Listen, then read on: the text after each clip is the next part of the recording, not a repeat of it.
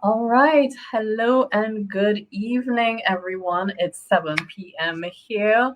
And I am here today with Myrna, who is a financial coach, as we have been promoting, over the last few days.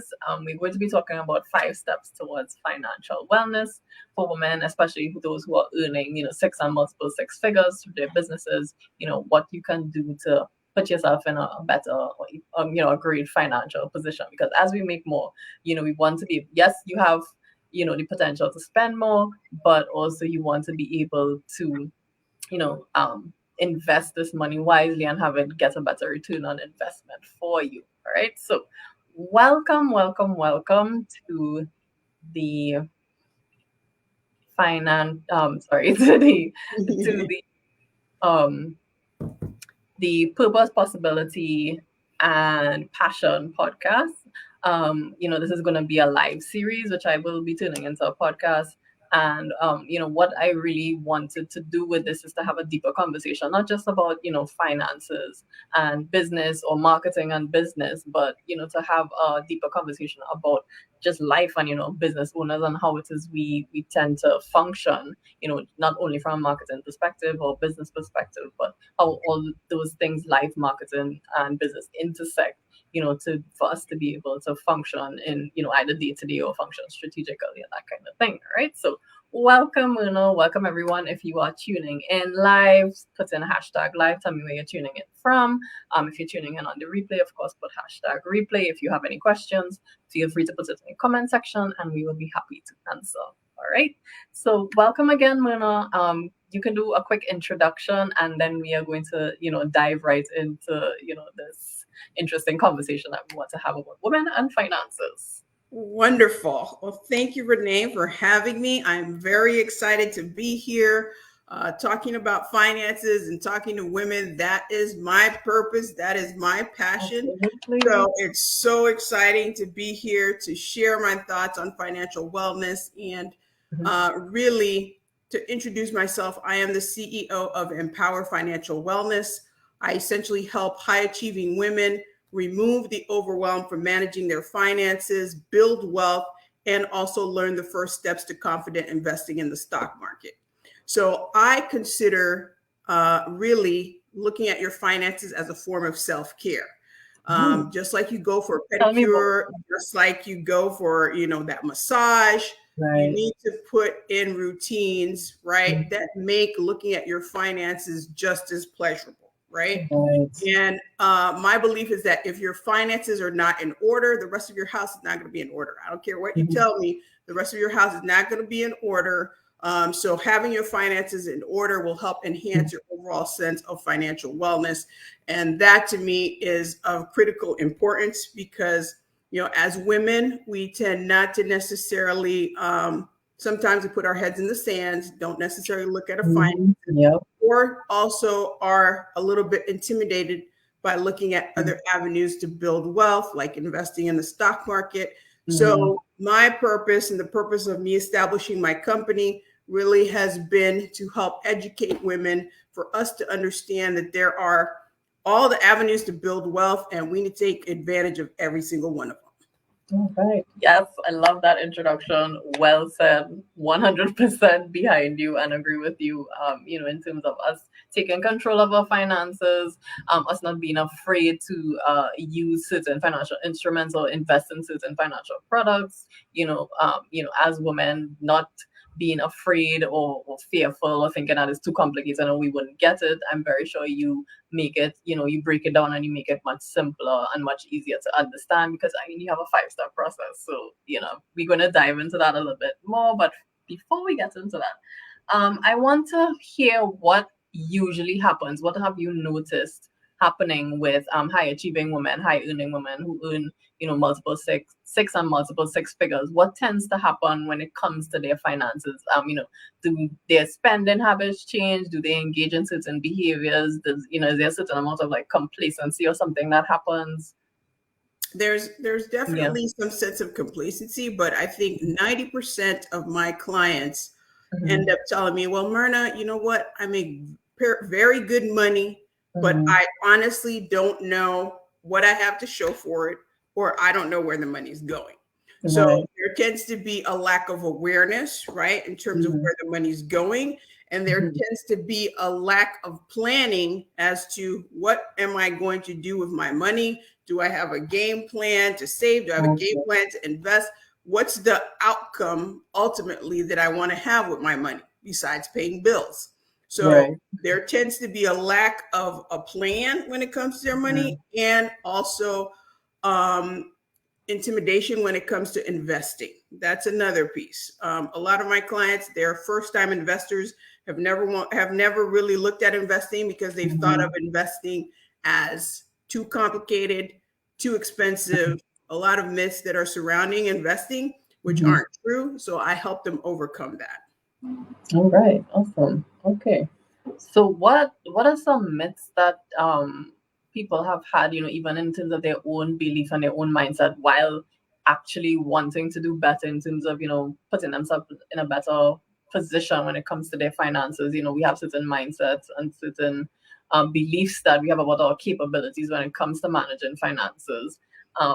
And also because you've mentioned, the fear of investing, what are some myths that come up, regarding those two areas?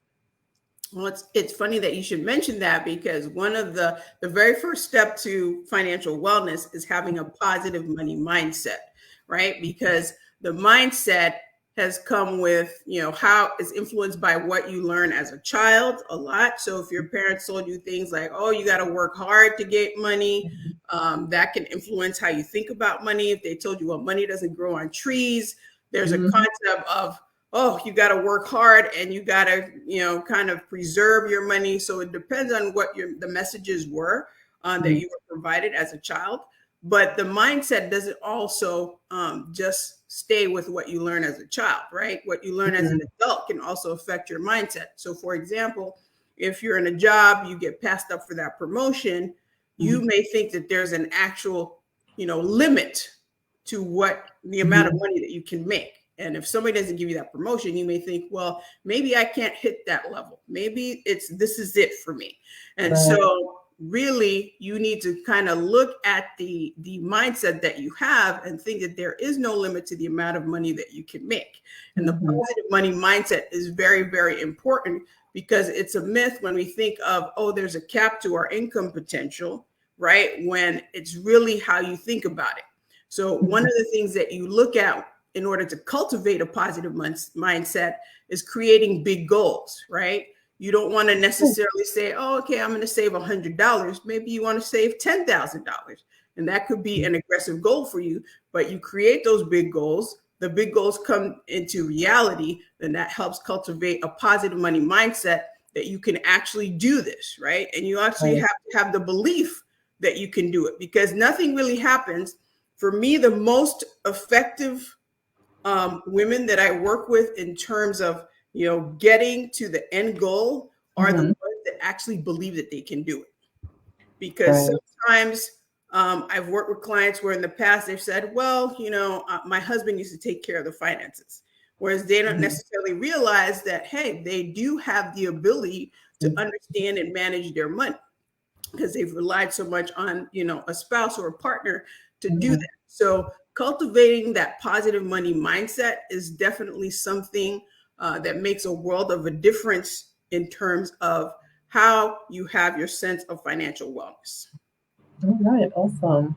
And in terms of what should I say, the second part of the question, I should say, in terms of that fear around, investing, like what have some people said about investing? Is it confusing? Is it like, I don't know anything about the stock market, I just know about like them ringing the bell? What have they said?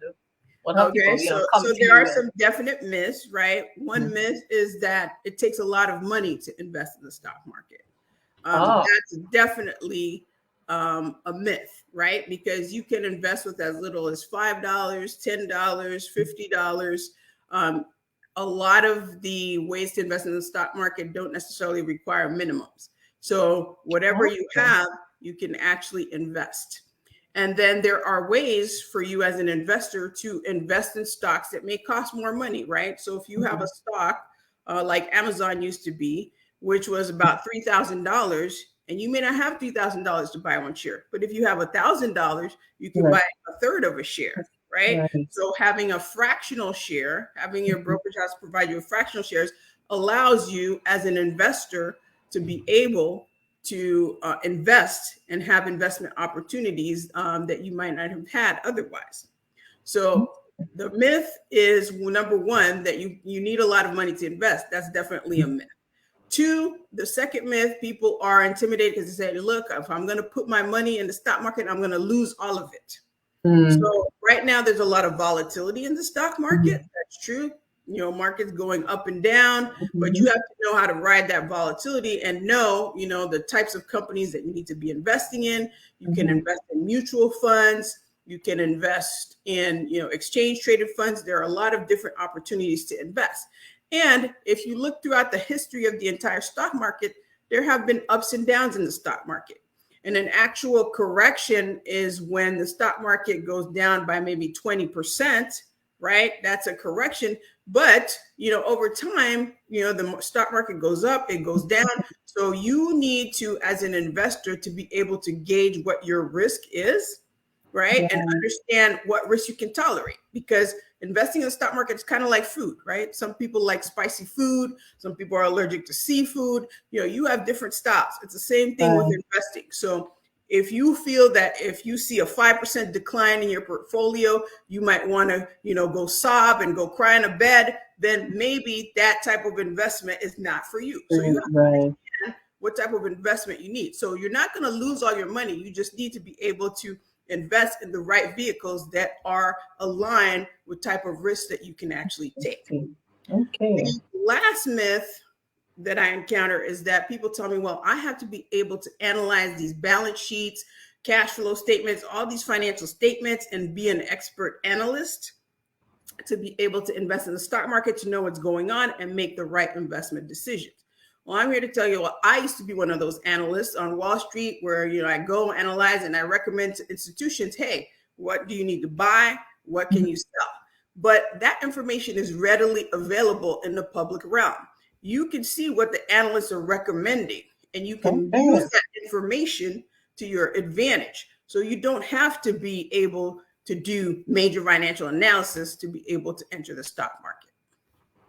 All right. That is really, really good information. I really love how you put it, how simply you put it, and how easily you've explained it. So, myth number one is that it is not, it does not require a significant outlay of cash necessarily. It all depends on what exactly it is you want to invest in. Myth number two is that you're not going to lose all of it. All right. You have to, like you said, assess what the level of risk is and how much risk you can tolerate. And, you need to be able to ride the volatility as you said it. And then myth number three is that, you need to be some kind of major math whiz financial expert to be able to understand, the changes and the trends in the market. And that's, again, not necessarily true. There are people who this is their area of specialty. They've done the work for you and they've made the recommendations. So then you just need to decide, okay, I'll go with this, or I'll go with that, or I'll go with, the other, whatever the options are. So they have taken a lot of the work out of it for you, and we need to remember that and take advantage of that, right? Exactly. Okay. So what I want to ask you now is, as I said, this series is about passion, possibility, and also pleasure, and being able to have the intersection of all of those things, and have it work for you, in your life and in your business. So I want to ask you now, in terms of possibility, right? What do you want to see happen for women, especially women business owners, high earning women? What do you want to see happen in this space? What do you want the outcomes to be, whether it's people in your audience, women in general, or your clients? Well, for me, part of the reason that I established this Mhm. company is that I saw a gap, right? And Mhm. I had friends, I had family members, people that may have been in long-term relationships that didn't really pay attention to their money and came out of these long-term relationships without anything to show for it, just because they were not aware, right? Right. And so, I didn't necessarily, I wanted to establish this company so that I can educate and help women understand that it behooves us really to pay attention to our financial matters. Because one, there's already a disconnect, right, in terms of pay. There's a pay gap. Right. Men tend to make a lot more than we do. For every dollar a man makes, I think we made 60 cents on the dollar, or 80 cents on the dollar. But I think a Black woman makes about 60 cents on the dollar. So we have a gap. So we're already at that, natural disadvantage when it comes to employment and what a male makes. So we need to take care of our money. Number two is that our average life expectancy is, higher than, men, our male counterparts. So, I believe the average life expectancy in the U.S. for a woman is at about 80 years old. For a man is about 76 years old. So we tend to outlive men, right? So we can't necessarily focus our efforts and depend on someone else to determine what our financial outlook is going to be. So we need to be able to pay attention to our finances. And three, with the advent of COVID-19, the pandemic, a lot of women were displaced, in terms of service industries, having to leave the job market, maybe for childcare reasons, or they were in service industries that, were highly affected. So there are a number of reasons why we should pay attention to our money. And I am of the firm opinion, and I don't think it's just an opinion, really. I think research says this, is that women tend to be very good investors, right?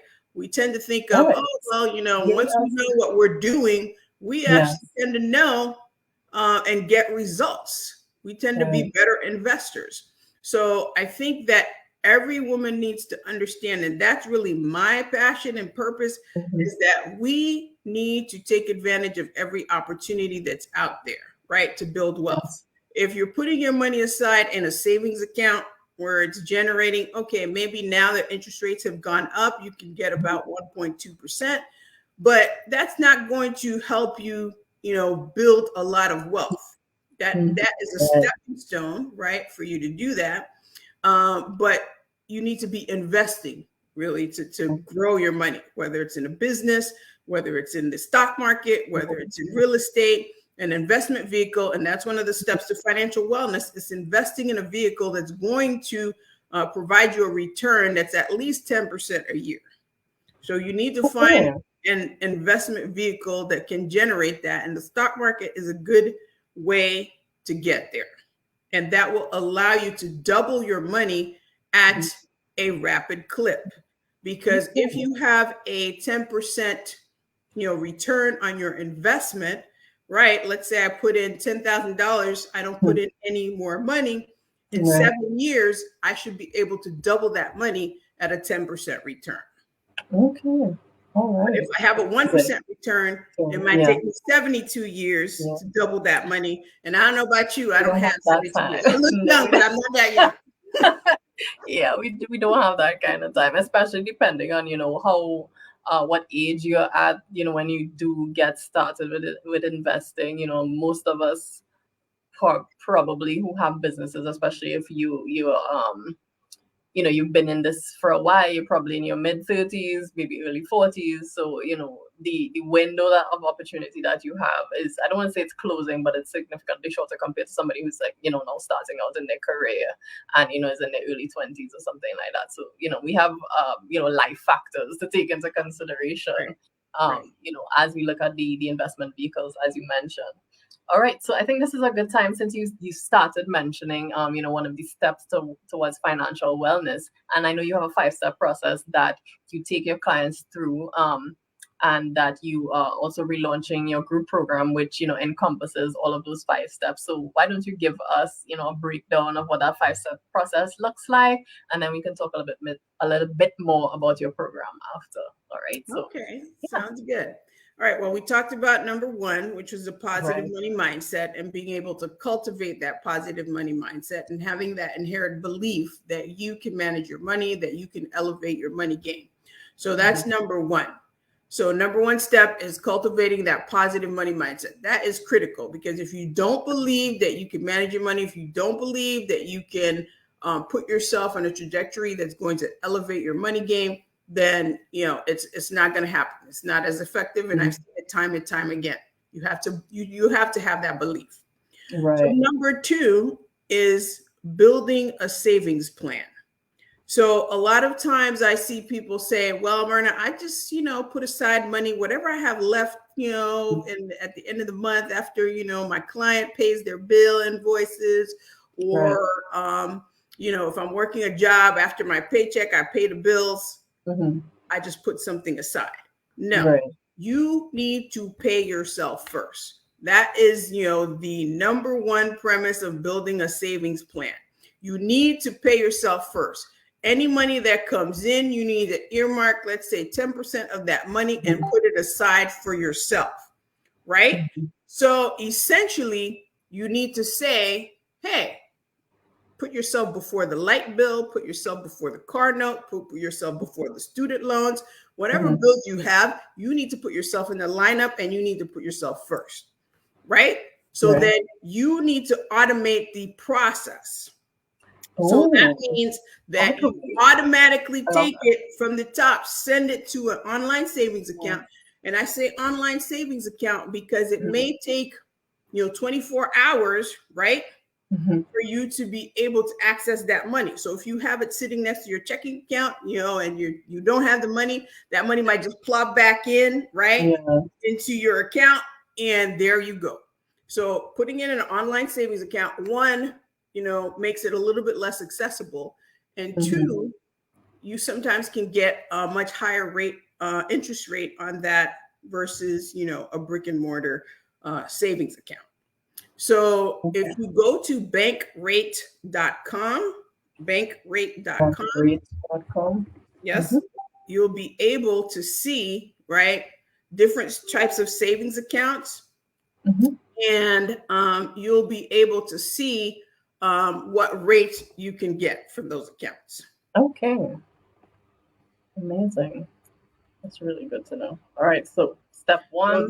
So that's step one, positive money mindset. Right. Step two, building a savings plan. Make sure to pay yourself first. Yes. Pay yourself first. That's premise number one. But you also need to make sure that you're setting aside the money. Sometimes people say, well, Myrna, my budget is tight. I can't find anything. So what I find is that a lot of times there are money leaks, right, in someone's overall budget or lack thereof. So they may have leaks like, oh yeah, I go to Starbucks every day, or I have this subscription to Hulu, Disney Plus, Apple TV, but I don't even have eyeballs to watch all of the shows, or I don't, watch Disney Plus, or hey, I got that gym membership that I haven't used in 6 months. Yeah, I haven't used in 6 months. You need to cut all that. Anything that's unused, you need to cut. And one of the ways to identify your money leaks is, I tell my clients, and I do this exercise with them, is take 3 months worth of your bank statements, 3 months worth of your credit card statements, and you just take a highlighter, a pencil, you circle the things that are not part of your recurring life, right? So if I said, hey, I'm going to go make all these Amazon purchases, or I'm going to go out to dinner, they're not necessarily needs or things that happen. And that's when they kind of realize, oh my gosh, I had, all of this happening and I didn't even really know. So part of my job is to help people find their own money, because sometimes they can't find it. Sometimes you're too close to something you can't see. So I help them find their own money.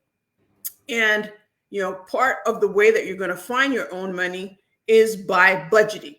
And sometimes budgeting can be a 4-letter word. Yes, let's talk about budgeting. Now, it's like you need to remove that roadblock, because for me, essentially, budgeting is just a way to look at your money. You got to be flexible. So I teach them different ways to budget, right? So if you want a more flexible style, one of the recommendations is to go a 50-30-20 mode. So 50% of your money goes towards your needs, right? The light bill, your food, things that you need to survive, right? Right. And then 30% would go towards your wants, like the Amazon purchases, dining out with your friends, going on the trips. And 20% would fall into your future you bucket. And the future you bucket means you're paying off your debt, you're saving, you're investing. So all that contributes to a better future you. So you can simply put everything in those 3 buckets, and that helps simplify the process a lot. But then you might be that type of person that wants a detailed spreadsheet, that wants to see the ins and the outs. I have clients like that. They can budget that way, whatever works for you. The budget is just meant to track your income and expenses for you to have awareness of where your money is going. So a big part of that, being able to identify your money leaks, helps you find additional money that you can help put towards building a savings plan. So that's step number 2. So putting together a savings plan is very, very important, because you want to at least have 3 to 6 months worth of your baseline expenses. And when I say baseline expenses, that means that, if something were to happen, you don't have income, what are the base expenses that you are going to have to come up with money to pay for, right? You might need to come up with the roof over your head. You're still going to need to eat. So you need to make sure that you have 3 to 6 months worth. And when you're in times that aren't as favorable right now, we're not going to go into that whole recession, not recession philosophy, but I would recommend saving 6 months, because you're in a much better shape, because I call those peace of mind fund instead of emergency funds, because language is important. Yes, very important, because if something unexpected happens and you have the funds, that gives you peace of mind, right? You don't want to have the connotation of an emergency. So that's number 2, building your savings plan, making sure you have your peace of mind fund, right? And that you're saving, because that helps put together the building block and pillar that's going to lead to step number 3, which is investing. Right? Because step number 3 is really what's going to take you to another level. Right. Because as we talked about previously, the rate of return, think 3 important things when it comes to building wealth is consistency, right? Making sure that you have a plan that says, okay, if I'm going to put aside $100 every month, you're doing it like clockwork. $100, you're going to invest that every single month. Consistency is very important in investing. 2 is time, right? So over time, you have the opportunity, when you're investing in the stock market, more particularly, to ride out the waves, right? Because market's down now, I can scoop up more stocks when they're at a bargain. People don't tend to think of, when you think of sales, you think of, oh, I go to Macy's, I get a sale. No, stocks are on sale now. You just need to buy the right ones.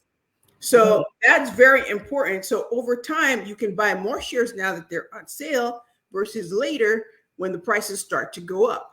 So the time is very important, because over time, you build up your wealth and portfolio, because you pick up stocks at different points in time. Right. The last piece of the formula is the rate of return, right? So investing in quality companies, quality mutual funds, quality exchange traded funds, so that you can get that decent rate of return that's 10% or more. Because the higher rate of return, the quicker your money's going to double, the quicker you're going to be able to build wealth. Right. So those are 3 very important things when it comes to investing. Consistency, time, and rate of return. Okay. Yes, noted. All right. So that's number 3. So moving on to number 4. Number 4 is protecting your assets. It's very important. We saw that in COVID, right? We didn't know we were going to have a pandemic. There are people, unfortunately, who are very affected by this, right? Who got hit. People passed away. Unfortunately, people didn't have health insurance. People didn't have life insurance. I don't know if you heard about the story about Chadwick Boseman. He's the actor who was the Black Panther. Right. And he essentially passed away, and he passed away of cancer, but he didn't have a will. So there were like millions of dollars that were supposed to go to his family that didn't go to his family because of the simple fact that he didn't have a will. And this is somebody who had an illness who knew that, hey, maybe something had been coming. So you can protect your assets by having a will, having, the right insurances, disability and life insurance, especially if you have people who depend on your overall income. So having those in place, having things like a healthcare proxy where people know, hey, if I get sick, I'm getting incapacitated, who's going to take care of, my affairs, right? And who's going to make a particular decision. So people have to know that. And then it's not just about the protection mechanisms, like bills and insurances. It's also about knowing where your assets are, right? Because if you are in that relationship, like someone I talked about before, right, where the love of your life turns into your worst nemesis, you need to know where the things are, because you don't want to end up being that person that comes out of a multi-year relationship where you've built things together and you don't know where things are. Same vein, if you were somebody who was employed by someone, you had a 401k with a prior employer, and you're saying you let that employer like 7 years ago, and your 401k is still sitting there, you might want to roll that over so you have visibility and know what's happening and know where your assets are. So it's very important to know where your assets are and to be able to protect those assets. That is definitely a big part of, financial wellness. Being able to know where your assets are and having the right protections. Please. Okay. All right. So that's step 4. That's step 4. And the last steps now has to do with your goals. So I am a big proponent of financial wellness. I believe we work for our money. And we have goals, right? Things that we want to accomplish in life. A lot of times as women, we tend to sideline our goals and say, oh, I'll wait till the kids go to college, or, I'll wait till, I'm not working, or I retire or something. We don't accomplish those goals. But you want to be able to live your best life, right? And a lot of times, the goals that you want to accomplish will help you achieve that best life. You don't want to be working just to pay bills. I don't want to be working, bring money in just so I can pay for a house. Yeah, I love my house, a great house, but that's not the end objective. I want to do things that bring me joy. I want to do things in life that have a purpose. So establishing this business for me was, part of purpose and passion. It was a goal of mine. And I said, I'm not getting any younger. I need to be able to say that, hey, did I live my purpose? Yes. Did I live my passion? Yes. I want to be able to say that. So at the end of the day, you want to make sure that you have your goals outlined, right? Because a plan, and I didn't say this, I forget who said it, but a plan, right? A plan without a goal without a plan is just a wish, right? Because you've got to have your goals, you got to have objectives. And if it's going to require money for you to reach those goals, you need to have a plan. You need to have them prioritized and say, okay, I want to, buy that dream home, or I want to make that move to Costa Rica. How much is it going to cost you to get there?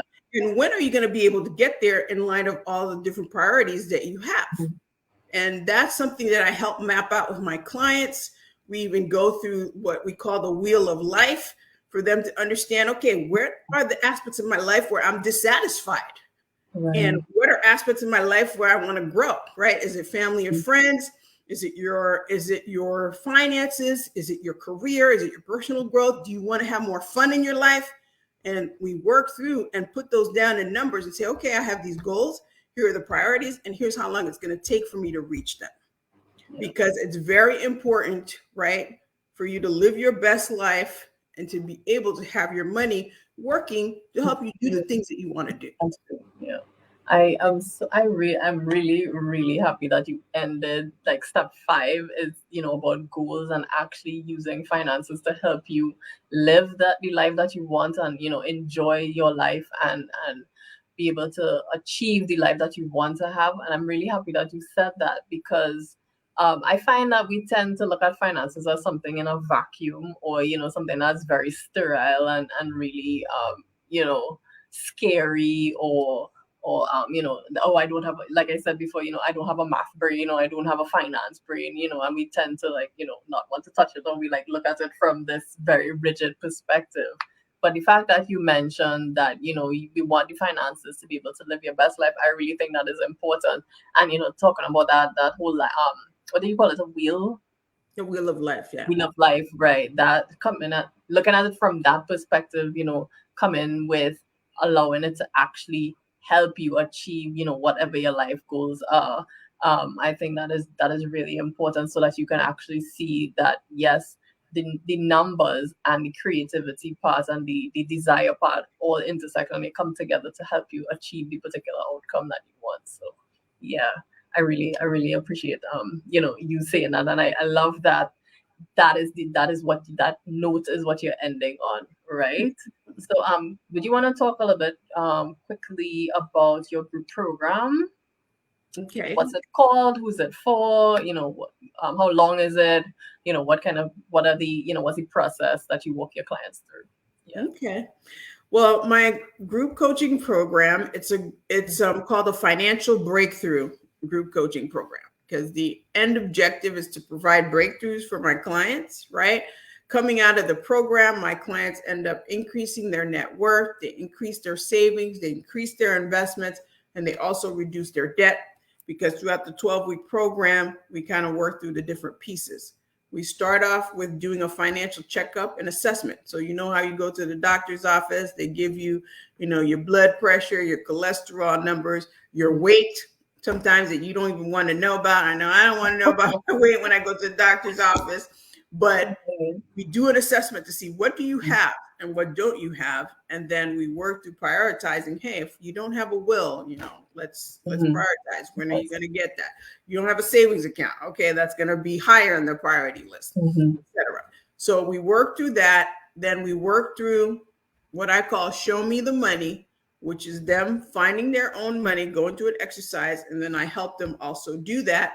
And then we work through different ways of budgeting, right? Whatever works for them, depending on their style. And we do that. And then we go into building their actual savings plan. So when we've assessed where they can find their money, what their true situation is, then we work through, hey, what's your savings plan going to look like? And then after the savings plan, we go into investing. We assess what do they have, what don't they have. And if they don't have anything, by the time the program's over, they are going to have something. They're going to have something. Absolutely. They're not leaving that program without investing in something. And then we go through debt repayment plans, establish one if they have debt. And then at the end, they come out with what I call a wealth management blueprint. So we go through different categories and we say, okay, as part of it also is identification of goals, right? That's part of it too, in the prioritization that I talked about. So on the wealth management blueprint, we go through and we kind of check off, hey, here's what you have. Here's what you need to have, and prioritize so that they have a roadmap after the 12 weeks on things that they can continue to work on. Right. So throughout the process, it's 12 weeks. We meet every other week, right? We meet every other week for a week of Q&A. Every week you get like a module to work on, but we meet every other week. And then I do provide 3 one-on-ones throughout the 12 weeks. One in the beginning, one in the middle, and one towards the end. That's just to make sure that you're implementing the components of the program, right? Because to me, you don't want to be in a position where you've invested money to be part of a program and you're not doing the work. So doing those 3 one-on-ones kind of helps to get the implementation juices flowing. Okay. Yes. Awesome. So we are going to start that process starting October 1st is going to be the next session. Right now, during the month of September, I am going to be enrolling people into the program with special bonus discount for $500 off for people who enroll before September 15th. Before September 15th. 15th? Okay. Just adding that. So if you enroll before September 15th, you will get a $500 discount. All right. Yes. That sounds amazing. So yes, definitely get on it. I'm gonna include the link to the sales page. Where is it an application, or do they just can they check out? They can check out, either they can directly purchase the program and enroll, or they can also, at the top of the sales page, there's a book a consultation call. If they want to have more information, they can book a call with me and I can walk them through more details. All right, amazing. So, um, so you have a 12-week program that helps your clients to develop their wealth management blueprint. You meet every other week. There are 3 one-on-one sessions. It's for accountability, and also for to make sure that the implementation piece happens. They will be more aware of their financial standing, their financial situation, where the money leaks are happening. Build a plan for savings, a plan for investments, and also start working towards what their goals are and how they're going to be able to achieve it. So this sounds absolutely amazing. I will link to the sales page inside the comment section. Are there any final comments that you want to make? Based on this conversation that we've had, any final thoughts, parting words that you want to leave our audience with? I would say, in terms of final thoughts, if you take nothing from this, you don't have to, hire me as a financial coach. But I hope that these 5 steps are simple enough that if you want to implement 1, 2, 3, 4, or all 5 of them, you can implement them. I would say taking your investing and savings are probably 2 critical areas that you should take into consideration as the main factors.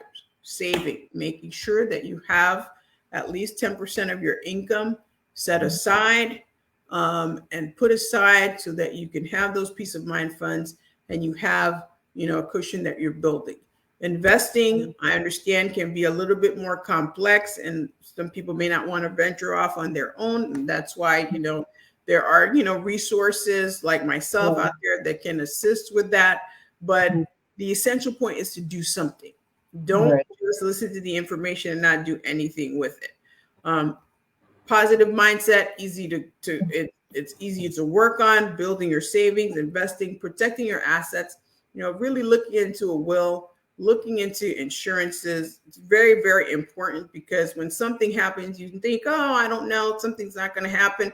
Something can happen, and you want to be prepared, and you don't want to leave your loved ones in a situation where the money that you worked hard to build doesn't go to the right people because you didn't take the right measures.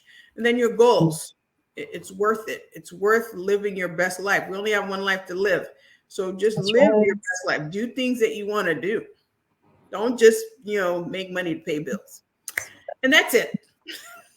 As I said, I love this conversation that we've had. I am fully behind everything that you have said, and that's why I called this live series what I called it. Talking about purpose, passion, and possibility. And you have definitely shown us, what your purpose is, why you're so passionate about it, and the possibilities for us as women, high achieving women, making 6 and multiple 6 figures, what kind of outcomes that we can have. It's not just about, we built this business, because we wanted to help people, but we also have done it because we want to have a particular lifestyle, and, making sure that you're in a position of financial wellness to be able to continue on with your business, to make sure that your business is allowing you to make the investments and achieve the goals that you want to achieve. Definitely having your financial house in order is, one of the most important ways to be able to get those things done. So thank you so much for joining me and having this conversation. It was great chatting with you.